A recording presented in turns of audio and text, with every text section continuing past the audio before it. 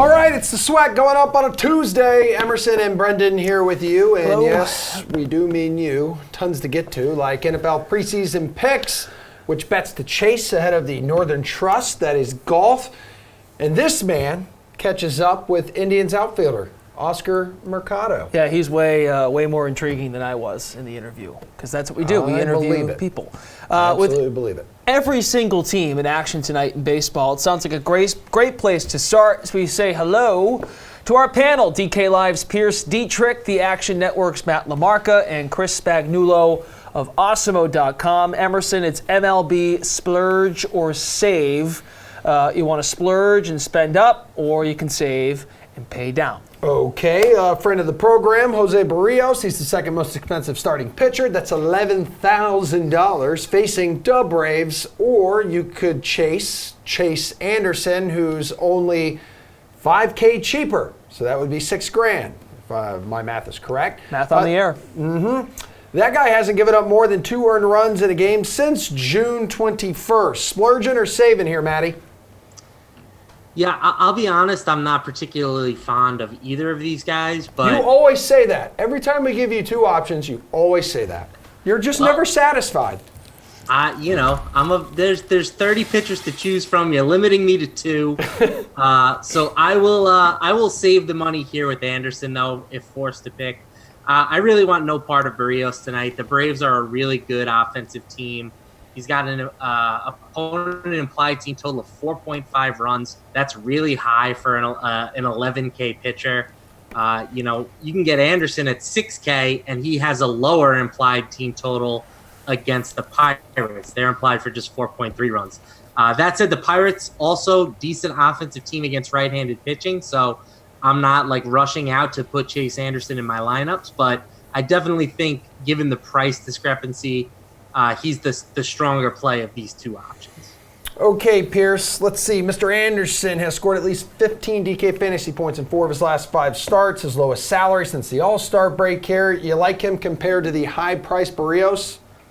Well, I see that you read Greg Ehrenberg's DK playbook article. Check it out right here, buddy. That's all I do. Yeah, well, let's also rip off Greg a little bit more and be company man. And he points out that he has his highest career strikeout numbers. I don't know if he's going to get a lot of strikeouts against Pittsburgh, but like Matt just said, he's probably the better of the 2 options. And, I mean, you're probably best off staying away from both of them, considering that it looks like Chase Anderson's going to be pretty chalky, and a lot of people are going to play him. He's not in the greatest spot ever. But the Barrios price tag just does not make sense against a Braves team that is pretty good. I mean, Barrios is not a big favorite, and we're seeing a heavy over-under.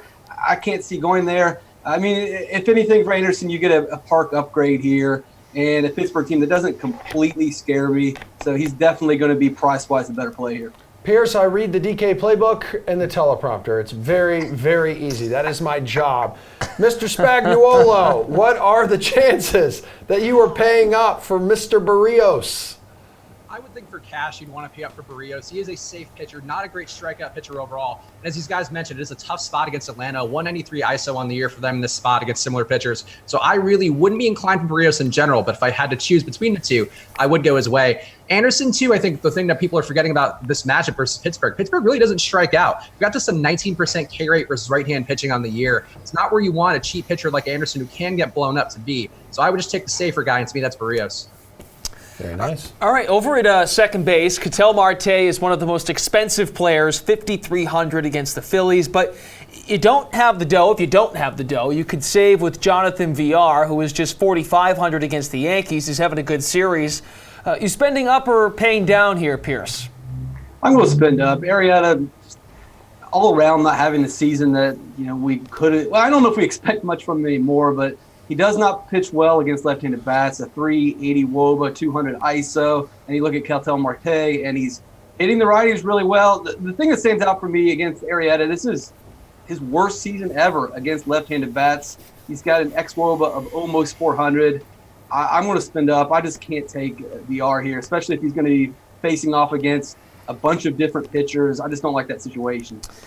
Well, last night against the Yankees, 34 DK points, home run, a couple of ribs, 2 runs scored. Chris, you looking elsewhere? I think I'd be willing to go to Ketel Marte here as well, because I think the matchup versus Arrieta, he's got bone spurs in his elbow, which from what I understand, it's not great when you're pitching and throwing a ball 70 times a game. No. Also giving up a lot of power on the year, giving up a 191 ISO to left-handed bats. This is 17% K rate as well. And Ketel Marte doesn't strike out either. He's only striking out at a 14% clip versus righties. So he's going to get the opportunity to do it. It's a tough park, but I'd rather take the guy I feel a little bit safer. Marte's got some speed on the bases too. I think that's all good to me. Yeah, he was good in that Washington series, 21, then 27 DK points. Had a nice game against Philadelphia last night. Action, Matt, you in agreement, Marte? What am I going to say here, Emerson? You're going to say you don't really prefer either one, but if I have to choose... I'll take the cheaper guy. I'll take Jonathan VR.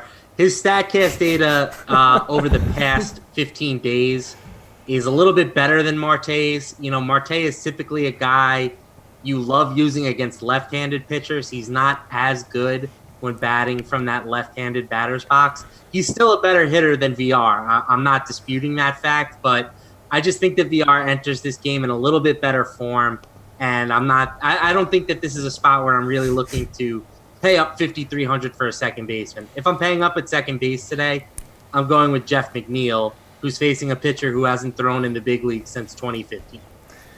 Okay, looking at dudes cooking on the hot corner, though, Rafael Devers will cost you a smoking hot $5,400 against the Royals, but Manny Machado, he is $1,000 less. The $300 million man is hitting $357 over his last 10.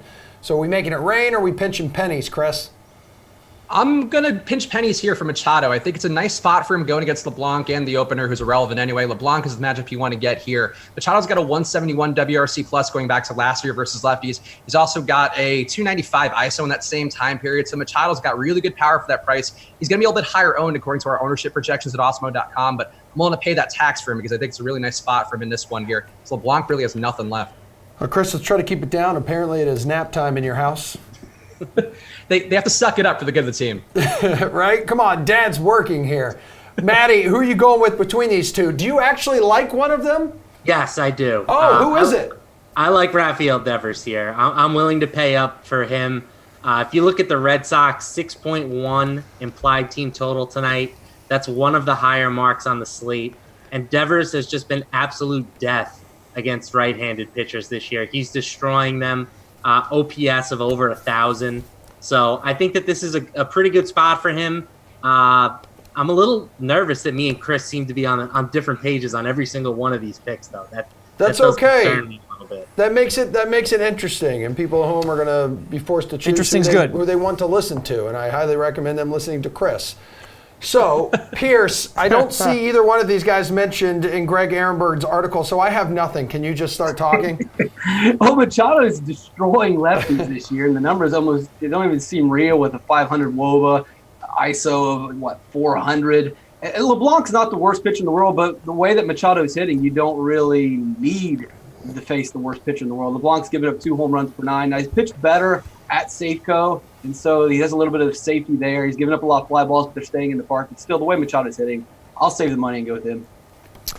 Okay, moving on to the outfield. Nelson Cruz, the most expensive player, with a 5.9 price tag, most likely because he has 330-plus DK point games over his last 10. But during that same stretch, this dude, Mike Tuchman, hitting 389 for the Yankees. He homered twice last night against the Orioles. Nice. He's $1,400 cheaper.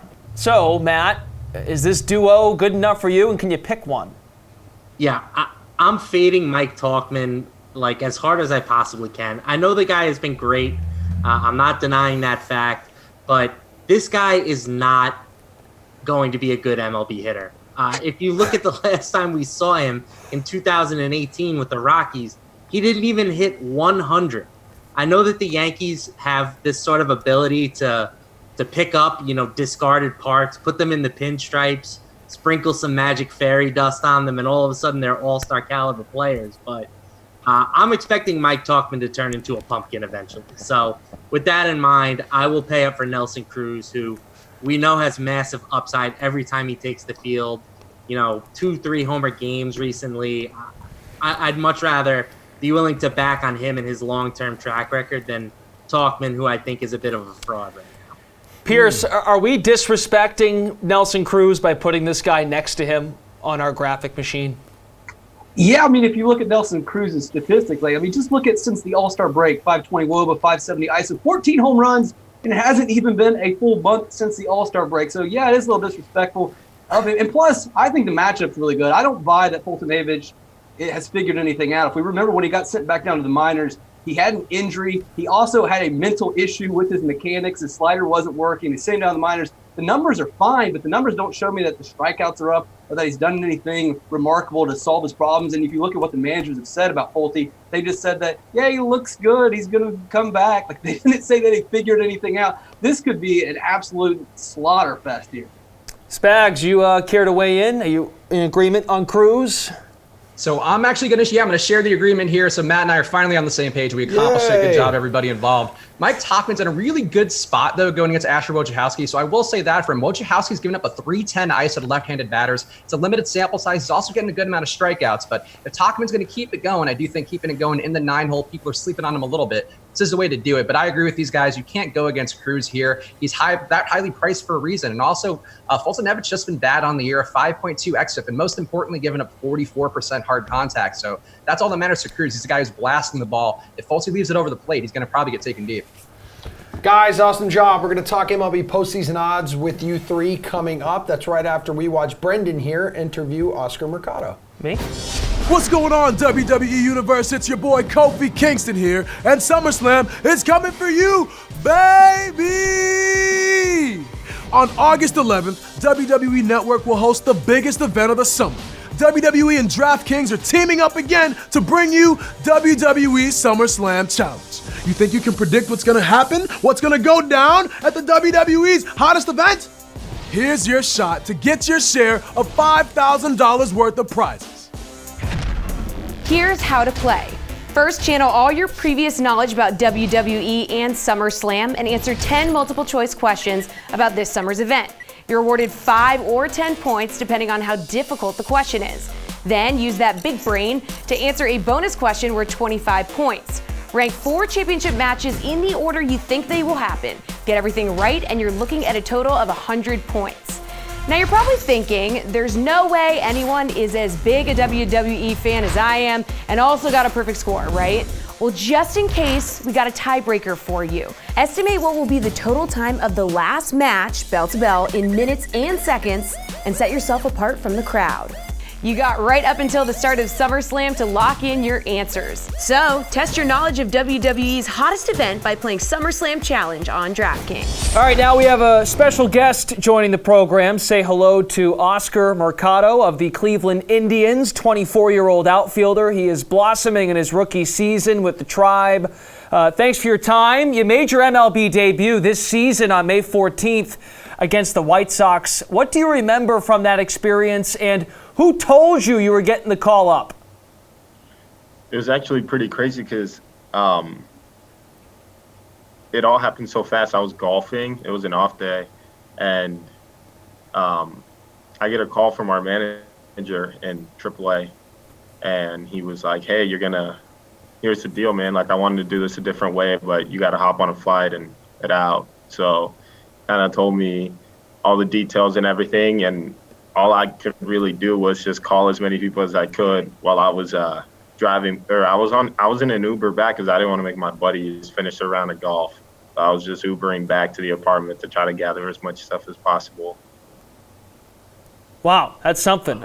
First major league hit was a few days later. It was a double off an all-star, Orioles starter John Means. Do you remember all the details, or was it just a blur?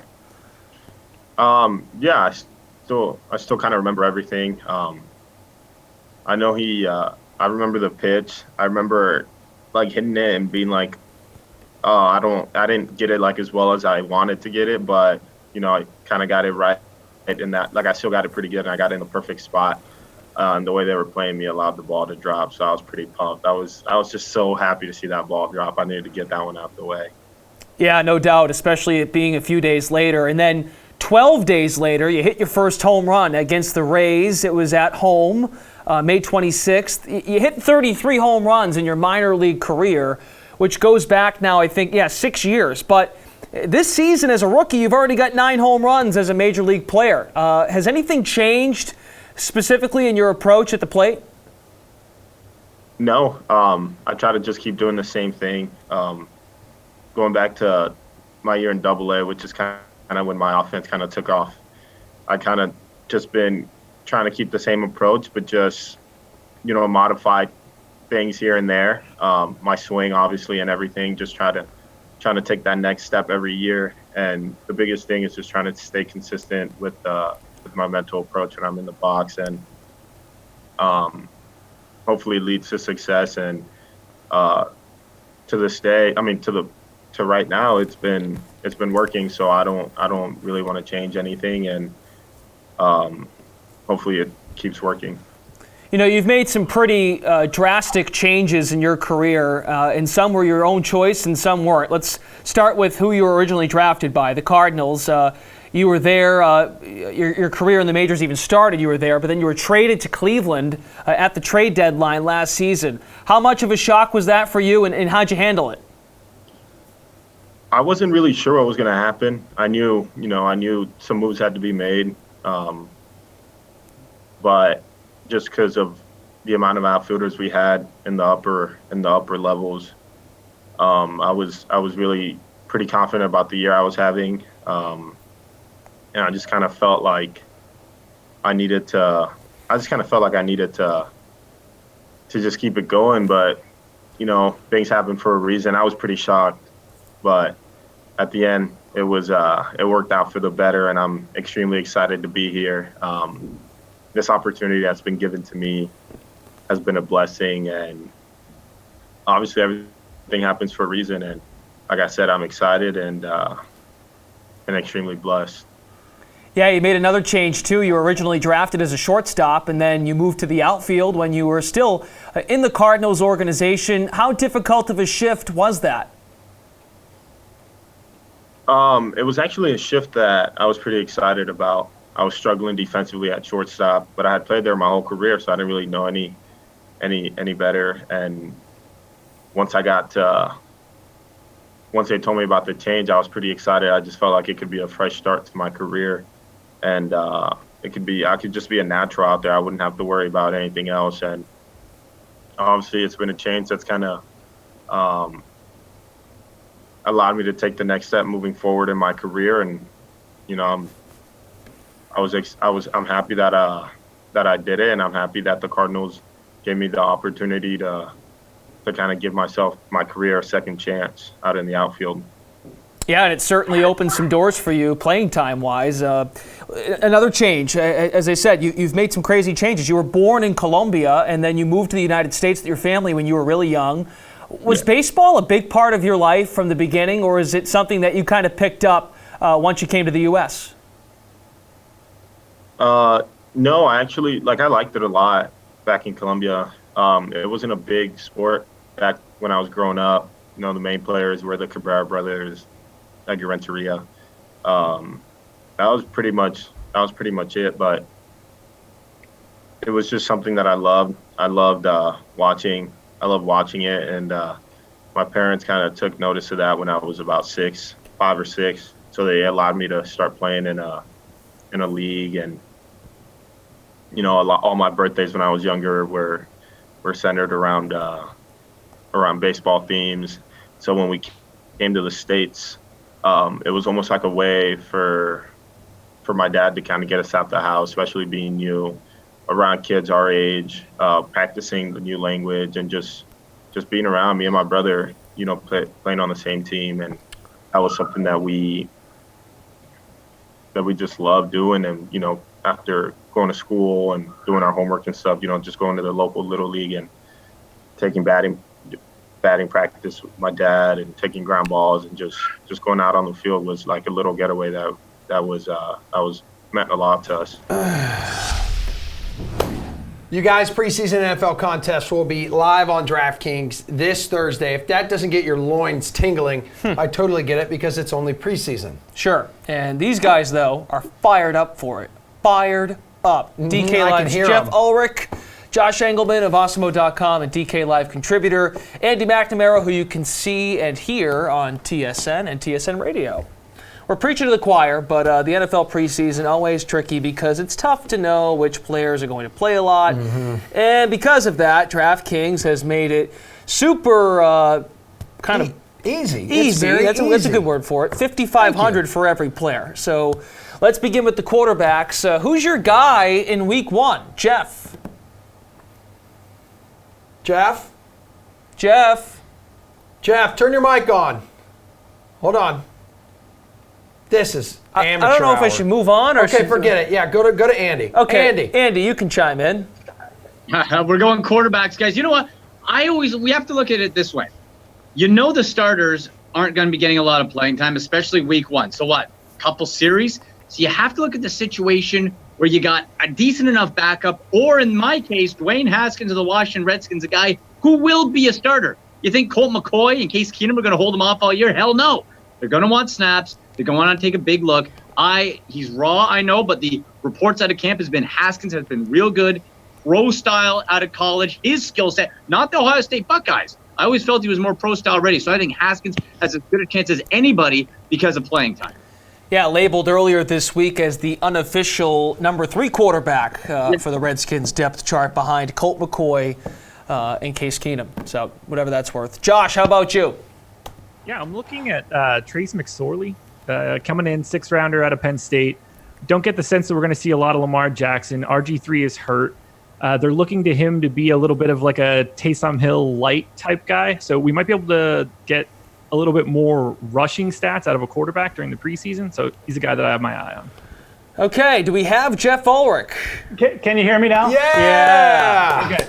I guess I missed my shot because Trace McSorley was my guy too. He'd definitely be my number 1 choice at quarterback. You just mentioned the rushing stats, obviously. He's in a run-first offense. I also think you might be able to consider Matt Schaub for similar reasons. Falcons dealing with injury issues. They basically just signed a guy off the street. Schaub might just have to play almost the entire game out of necessity, but McSorley better upside than Matt Schaub, who I'm sure most people are surprised is even in the league. I was just going to say that. Matt Schaub is still an NFL player. That is something. He made a lot of money doing nothing for years. He got a big contract at one point. Yeah, he did. Okay, let's go to running backs. Who do you see getting the most action on Thursday, Andy? Well, I think Josh Adams is another guy who we look at the opportunity. Who's going to need to earn their spot, right? And Josh Adams, a preseason darling, last year, right? And this is someone who's going to he needs playing time, and he's going to eat up a lot of yards. He succeeded in the preseason last year, and you're not going to want to wear out Jordan Howard right off the bat. So I think, again, this is someone who's going to get at least 2 quarters of solid work. He can catch, he can run, and the main thing is he's going to eat up time that you don't want your starters in a chance to get injured. So I'm going Josh Adams with the Eagles. Okay, Josh, let's go to you. Yeah, I'm looking at Devon Singletary from the Bills. It's a little guy out of FAU, kind of in the motor. What was that? I said the motor. That's what his nickname was. Yes. Sorry, I couldn't hear you. It's okay. They've got McCoy, they've got Gore, they've got Yeldon. These aren't the type of guys that are going to be carrying heavy loads during the preseason. So I think that he can be there, carry the ball, work out of the backfield as a receiver. Has the opportunity to pick up some stats. Jeffrey, give me the running back you like the most for Thursday. Yeah, I mean, Devin Singletary definitely on the radar. I think Damian Harris of the Patriots, given some injury issues with Sony Michel, is interesting. But I like Jermaine McNichols from the Titans. Deion Lewis, Derrick Henry, 2 veteran players. They're not going to see action. David Fluin, the other guy on sort of the depth chart there, might actually be hurt. He might not even play in this first preseason game. If he doesn't play, McNichols is going to play a lot. And even if he does play, I still like McNichols, who's kind of an explosive, good all-around back. He's flashed well in camp so far. So Jermaine McNichols on the radar for sure. All right, this next one, we can kind of go anywhere with this one. Which of the rookie position players do you like the most, Josh? Yeah, so we've got the NWO here, but the Wolfpack is back, causing mass destruction. I'm looking at Kelvin Harmon. He's a 6th rounder on the Redskins coming out of NC State. Had a great career there. He's been putting in a lot of extra work with Josh Norman trying to get better. He's kind of like a physical freak. The big question is he going to be fast enough to get separation? Only way we're going to see that is on the field. So he's a guy that I have my eye on from the Skins. Hey, Jeff, are there any Canadian Football League guys that are getting their first crack at it here that you're interested in, or are you going with another rookie? No, Brandon, there's not. Okay, go with someone else. Andy Isabella returned to practice today for the Cardinals. you guys. It's a situation to keep an eye on, but it was just a minor knee injury. I assume that since he returned to practice, he's going to be healthy enough to play. I fully expect Andy Isabella to throw in like a long touchdown at some point in the preseason. He's just that type of a player, explosive, really, really good from the slot or just anywhere off the field, quite frankly. So Andy Isabella would be my choice, but obviously you do have to monitor the injury news a little bit with him, but he seems to be okay. All right, speaking of Andy, how about you, sir? Guys, I always love it when there's a wide receiver with the same name that I'm taller than in the league. That's tremendous. I love that. And that's the case here. But I'm going to go with, when it comes to rookies, TJ Hawkinson for the Lions. And usually first-round picks, if they're going to start, you're thinking, how much playing time are they going to get?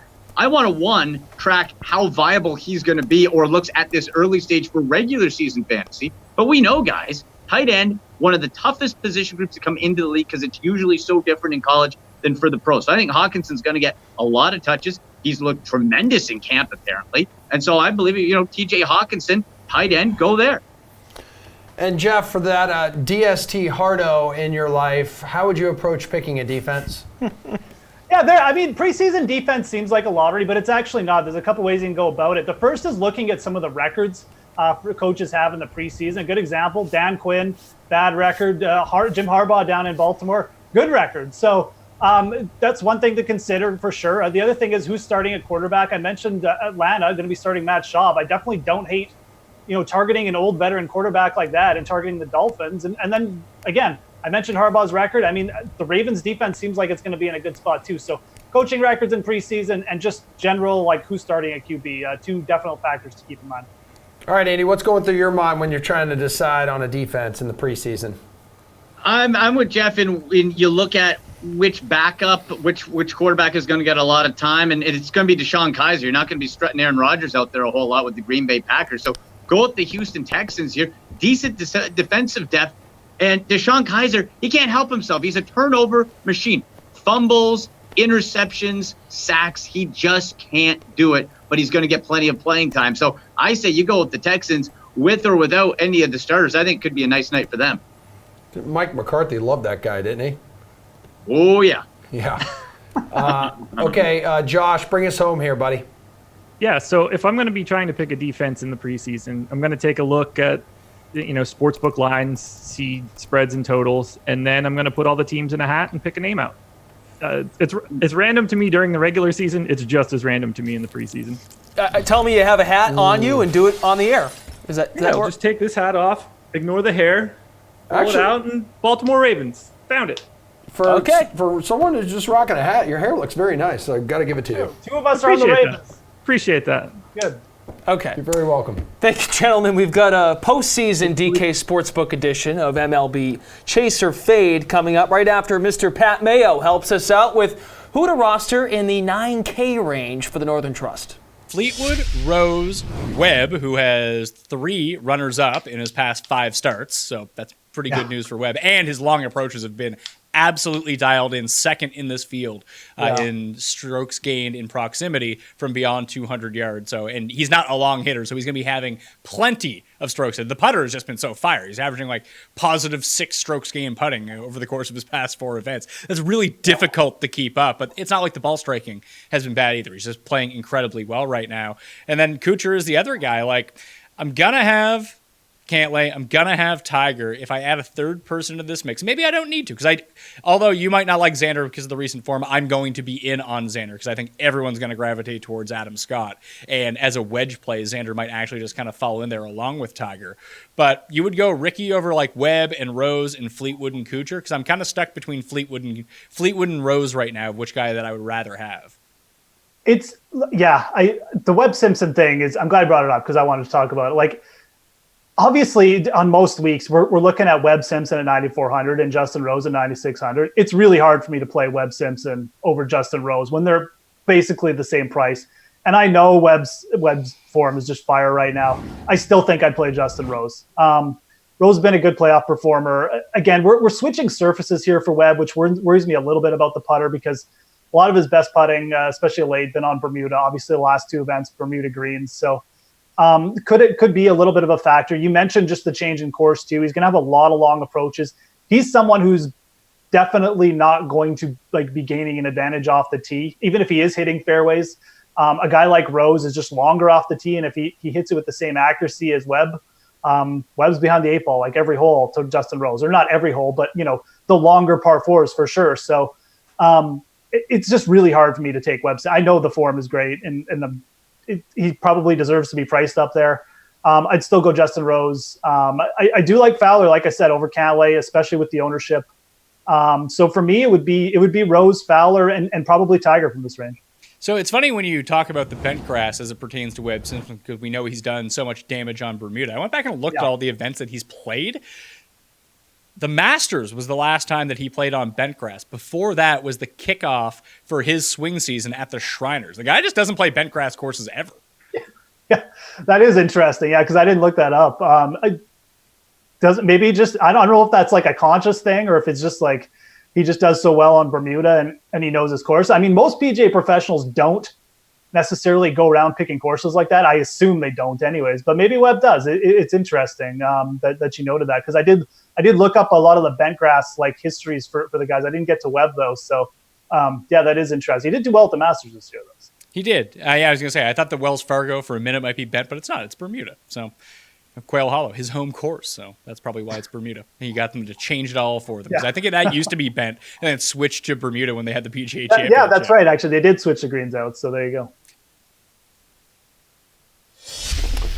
We got the ballpark trio back. Pierce Dietrich from DK Live, the Action Network's Matt LaMarca, and Chris Spagnuolo of Awesemo.com. Only 2 months to go here, guys, in the baseball season. So let's entertain the people with a playoff edition of Chase or Fade. We will simply ask these guys if they like these teams' sportsbook odds to make the playoffs. And don't look now, but the New York Mets have won 11 of their last 12 games. They are just 2.5 games out of an NL wildcard spot. Whoa. Sportsbook has them at plus 300 to reach the playoffs. Chase or Fade, the Mets hot streak continues, and they squeeze in to one of those 2 NL wildcard spots.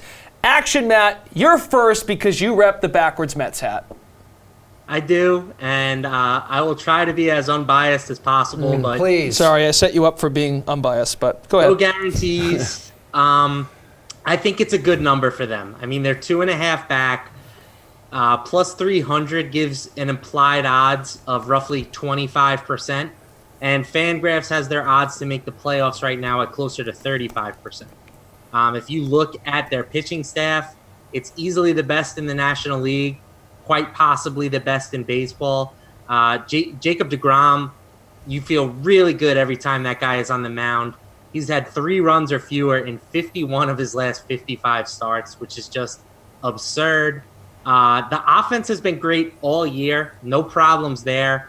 But if the starting pitching continues to look good and the bullpen holds up, and that's been the big difference for them since the All-Star break, is that they're actually getting some solid relief pitching. I think this team could make a run. You know, they have a run differential better than teams like the Phillies and the St. Louis Cardinals. So it would not be shocking to me to see them eventually jump those teams. Yeah, they've got to hop over the Brewers, who are a half game ahead of them, and then the St. Louis Cardinals are 2 games ahead. Pierce, what do you think of these odds for the Mets? Well, I'm sorry, Matt, but I'm going to fade this.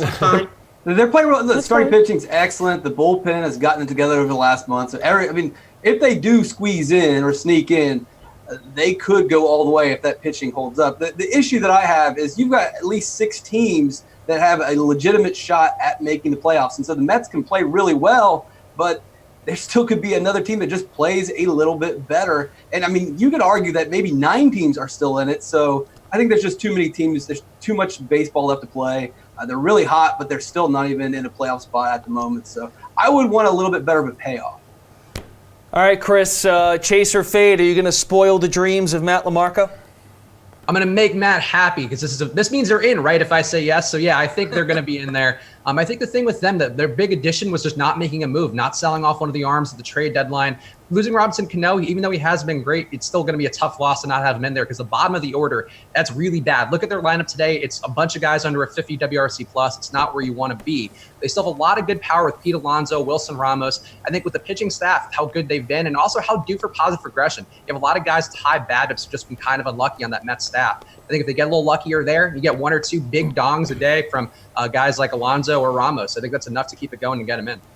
All right, let's stay in the National League here. The Cardinals are not in the postseason picture right now, but are only 2.5 out of the first place in the Central. Just a half game out of a wild card spot. DK Sportsbook seems to like their chances since they have the Cards at minus 112 to make the playoffs. So chase or fade, St. Louis actually manages to sneak in, Pierce. Well, I'll fade this. I like the Mets a lot better. I like the Mets starting pitching better. I like the Mets pitching better. And offensively, you look at the Cardinals over the last month, 26 in WRC plus, 26 in WOBA. And as Spags mentioned, you could get some positive regression here as well. I mean, the hitters on this team definitely can turn it on. And you got Carpenter back, and those numbers could go up. But, if you're looking at the Mets or you're looking at the Cardinals, one team is going in one direction, one team's going in the other. I would much rather go with the hot team with the extremely good pitching. So I will fade the Cardinals. Yeah, what are you going to do here, Chris? I feel like people talk about the pitching with this team, but is the lineup good enough? Yeah, I mean, I think the lineup's getting a little better. We're starting to see Paul Goldschmidt hit a little bit. Jose Martinez has had some moments of usefulness. So I think they're starting to uptick a little bit, just a little bit of positive regression to where you'd expect them to be. But I agree. The pitching staff, with what Pierce said, the pitching staff is so much worse than the Mets. And you have guys with really obvious flaws. Like Jack Flaherty, to me, is the only pitcher who doesn't really have an obvious flaw. A good strikeout guy, but still not the best pitcher out there. You're talking about guys like DeGrom. Stroman has been really good on the year. Syndergaard, who's been a little bit under potential. I'd rather have the Mets staff. I'd rather have the Mets hitters, too. Okay, Matt. Yeah, I believe this team is 11th in the National League in runs scored per game. Yeah, that's not particularly good, Emerson. Nope, it's certainly not. I'm going to fade them as well. I just think you have to pay too much of a premium right now. I mean, again, minus 112 odds gives them a better than 50% chance of making the playoffs. And even though they're only a half game out of one of those wild card spots right now, I think that their true odds are probably closer in the 40% range. So certainly the Cubs have been much better than them this year. If you look at run differential, I think that they are the clear class of the NL Central. So it really comes down to one of those 2 wild card spots. And I think that, the Mets, the Nationals, even the Diamondbacks who are hanging around, all better teams right now than the Cardinals. Let's move to the American League. The Red Sox showed signs of life when they took 3 out of 4 from the Yankees. That was 2 weeks ago. It's been all downhill since then. The Sox did snap their 8-game losing streak last night at Fenway, right here in Boston, but they're 5.5 back of the Rays in the wild card. Sportsbook has them at plus 400 to make the postseason. Chase or fade, doesn't matter. Boston is toast and has no chance. Spags? I would fade the idea that Boston's toast. I mean, we've seen this year in, year out from them where they can have these hot streaks. They'll find a meme all of a sudden that they'll gravitate towards. Somebody will have a beard and they'll be like, oh, he's got a beard. We're all good now again. I think that's how the Red Sox operate. And they have great pitching. I mean, Chris Sale's had some issues with the Yankees, which is not great because you're probably going to see them in the playoffs. But he's still got the best swing miss stuff in the league for the most part, maybe outside of Garrett Cole. I think it still benefits Boston overall. They have great hitters who've still been a little bit under snuff on the year. So I think these things can regress. Still have a month and change left. I think they can get there, and we've just seen it from them time and again where I would never count them out, especially at those odds. Yeah, speaking of beards, Andrew Kashner is the starting pitcher tonight for Boston. He's always touching his beard. Andrew Trashner. Matt, thoughts on the Red Sox? I'm not going to bury them, but I would need better than 4-1. I just don't see a ton of value in that number. It's basically giving them a 20% chance of making the playoffs, and that's exactly what Fangraphs has them listed as. The problem with the Red Sox is they just play in the American League, which is absolutely brutal. You look at the teams that they're chasing right now, the Indians, the Rays, and the Athletics, they would all be right up there with the Dodgers as like the second best team in the National League. So it's just unfortunate timing for them this year. They could theoretically go on a run, but even if that happens, there's no guarantee that 2 of those top 3 teams don't also go on a run, because the Indians, I really like what they did, moving Trevor Bauer, improving their lineup. The Rays are 8-2 over their past 10 games and have the best run differential of all the wild card teams right now. And then the A's as well, also red hot, and they have a plus 82 run differential. So all these teams are really good. They would all be playoff teams in the National League. It's just sort of unfortunate for the Red Sox that this is a really, really strong American League. Well, Brendan, I'm sorry. If he wins tonight, he will tie a career high in victories with 11. Okay. So I take that back, everybody. Yeah. Pierce, chase or fade. Boston is toast. Yeah, I'm with these guys. You can't bury Boston. We've all learned that lesson before. And speaking of memes, you can have the meme that goes one way with the Beards, but there's also the beer and chicken meme where all of a sudden Boston just gives up on the season. I don't think they're quite there yet, but the starting pitching has to turn around. And even if the starting pitching turns around, like Matt said, they're in a really tough spot. The competition is really good, and maybe I think you could take a chance on Boston if they had more games against the Rays, but with only 4 games against the Rays, it's going to be tough to close that gap. Can't bury them, but the odds, they're probably not spicy enough. All right, good stuff, guys. You've been fantastic. Hang tight, though. We're going to need you for showdown picks. We got Jeff coming up. He's going to help us with the Northern Trusts right after we turn our attention to the Tour Junkies. One guy up at the top that you said you wanted to play is Dustin Johnson. Now, I know he's a big name. But I have to say his recent form is not Dustin Johnson form, right? Like, everything is relative. Dustin Johnson's form is not the same as Roger Sloan's form, right? You may be thinking to yourself, who the hell is Roger Sloan? He may as well be named Tito Beveridge. I mentioned him on playing the in this show. event. Yeah, but DJ's form since the PGA, okay, that's middle of May, has been the following: a 20th, a 35th, a missed cut, a 51st, and a 20th. Wait, what did he finish at the PGA? Because you started. He there, finished so second. He finished second at the PGA, right? Just making sure But- we threw that in there. But in his 5 events subsequent, his best finish is a 20th. If he gives you a 20th this week, I don't care what his ownership is. I don't care if it's 10%. I doubt that he's really going to return a whole lot of value for you at $10,700. I think you need a top 10 out of DJ, and something is just not right. I think it's the irons. Something's off with his iron play. Even in his last 3 events, he's lost strokes off the tee in 2 of the last 3. That's absurd for DJ. He never loses strokes off the tee. So something's broken. It may be strokes game home life, which we can speculate on him and Paulina, what's going on there. Maybe he just found out that Wayne Gretzky's actually his dad too, and Paulina's his sister. We put a picture of DJ and Wayne Gretzky back in his younger years on our Instagram. They look very much alike. I mean, almost identical. So maybe he found that out and he's troubled. But at 10-7, I don't think he's worth paying for. Well, see, here's the thing with DJ. Look, I understand the form argument. I understand whatever else you want to say. But you're getting a guy who is former number 1 in the world at 10-7, who is 6th in the field in ball striking, which you just mentioned a little bit ago. It was something you were definitely looking at as far as stats for this course. The key has been with the driver for him. He just hasn't been that great with the driver. He's 100th in the field in driving accuracy. He hasn't been checking the box off the tee. But look, that can change at any moment. And we talked about bent grass greens. He's 20th in the field in putting on bent grass greens, so he's putting well there. And for a guy like DJ, he's just not going to be down for too long. He is just too good of a player to be, to not win, for one, or be in the top 10 or the top 5, which I think he can be in this week, top 10, top 5. I'm okay with that for a guy that can score a ton. And that's what you've seen with him. Actually, at the WGC, I don't know the numbers because this just came to me, but I remember he had probably one of the most birdies in the field at the WGC just a few weeks ago at the St. Jude, but he had a lot of big numbers on a course that you can have big numbers on. You can hit it in the water and whatever else. We saw that. And I just don't think we've seen the right circumstances for DJ to perform well. But I think it's opposite this week. I think this is a good course for him. I do like it. So at 10-7, and we're getting a little bit of a price decrease, and we're going to get ownership leverage for sure. I mean, we've seen that. You look at last week, I mean, he was, I don't know, less than 10%. He was 12% at the WGC in a 60-man event. He was 9% at the Open. So I think if you're getting DJ lesser owned on a course that's a better fit, he's still making birdies. He's still scoring.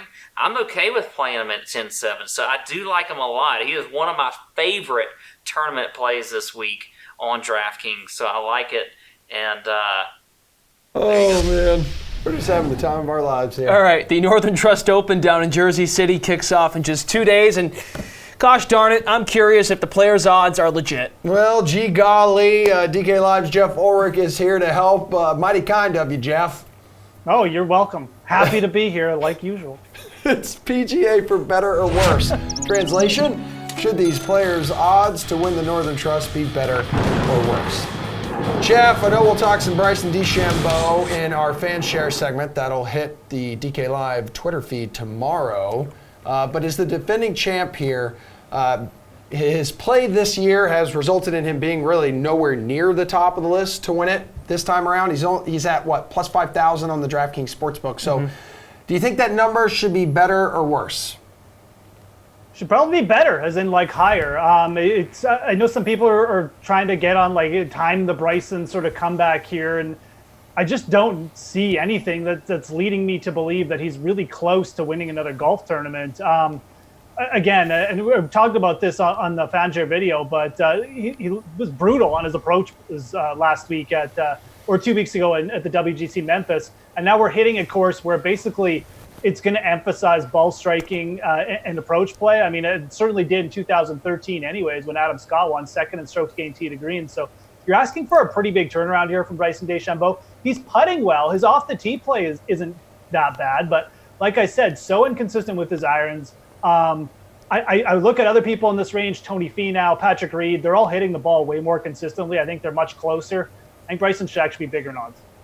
Jeff, Brooks Koepka, the favorite at plus 850. Do you agree with that number, or should it be better or worse, the odds? I could actually see this number being even a little smaller. I mean, at this point, coming off a dominant win in a WGC field, we're basically getting the same type of field this week. It's a quality field, a little bit smaller than a normal PGA event.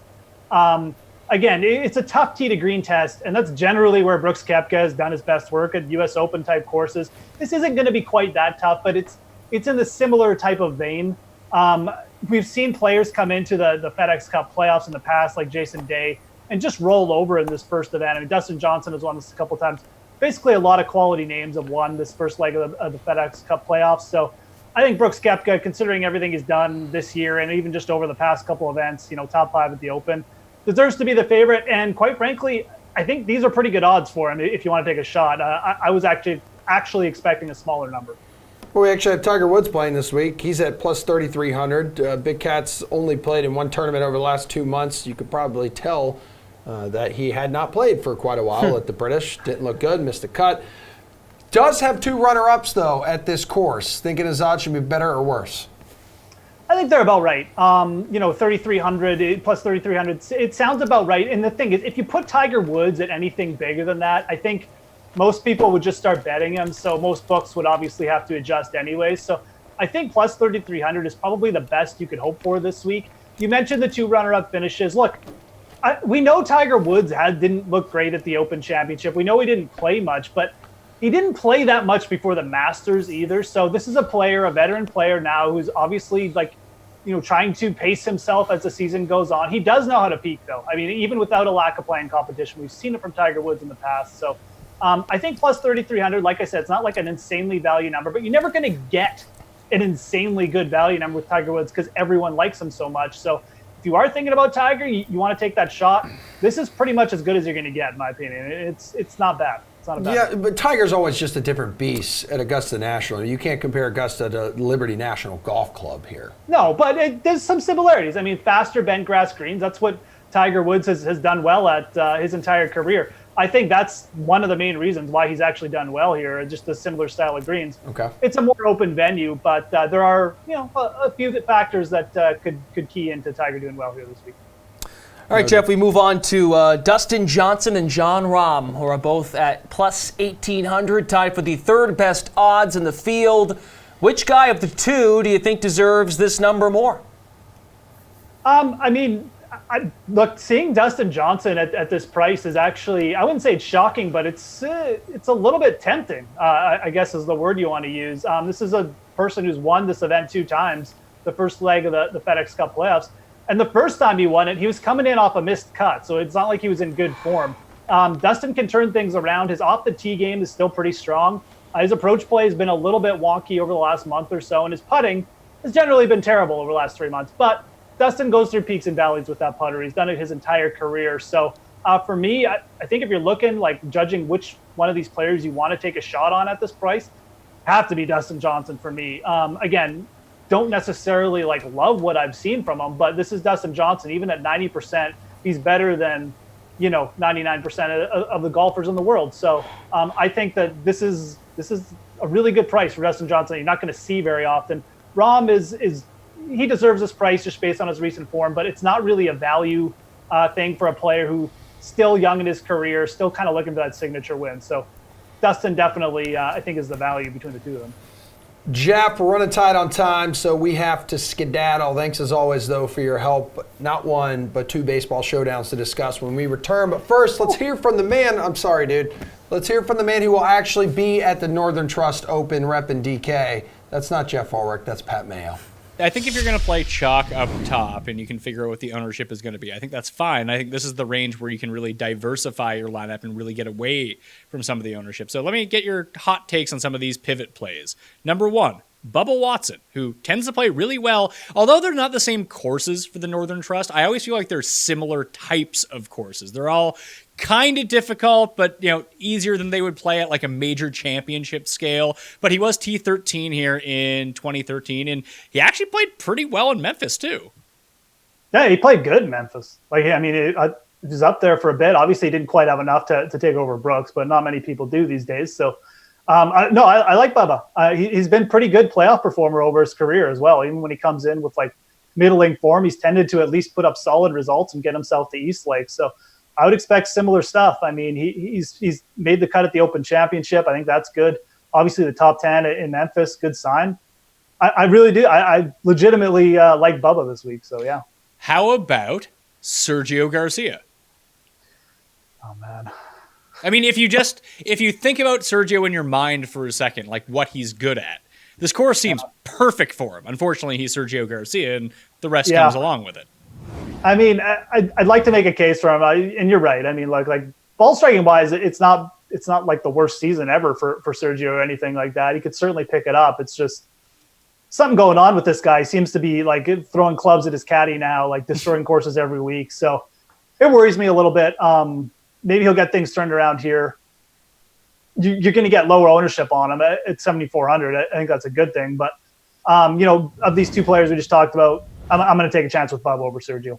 All right. How about Lucas Glover, who was pretty popular last week, and then Spieth bailed him out from getting MDF by having the worst round of all time? Again, this does seem, I don't want to say this is like a U.S. Open style course, but I think it's like an easier version of a U.S. Open style course, especially like the one that Lucas Glover won at Bethpage. I know that was 10 years ago, but he's just having a really good year, and even tee to green for the year, he's inside the top 20. Yeah, Glover versus Harmon is an interesting scenario because you might get a little bit lower ownership on Harmon, but I don't think that you're going to, though. I think people are going to be on Harmon. Yeah. Okay. Well, and in that case, then I definitely go Lucas Glover. If you're getting lower ownership between those two, I'd go Glover. He's been really consistent all year. The putting stroke has picked up. Like you said, it's a little bit different style course than Wyndham. Glover tends to crap out at those birdie fests every now and then. Either he's got it really going there or he doesn't. So it didn't really shock me that he didn't show up to the Wyndham. This is the playoffs, though. He's been quality all year. I think you kind of give the nod to someone like Lucas Glover in that situation. Yeah, I like it. He won his only major in the New York area at Bethpage, and I think Bethpage is actually another interesting corollary for this venue. So, yeah, definitely Glover for me there.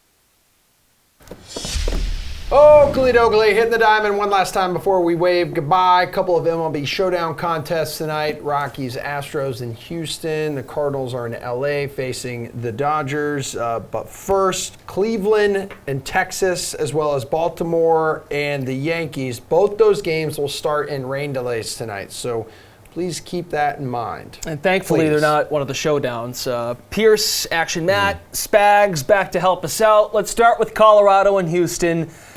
Good storylines here. Zach Greinke's making his first Astros start, and he's opposite of German Marquez, who has recently been dealing with full body cramps, but he's good to go for tonight. Greinke is 10,800. Marquez is 10,400.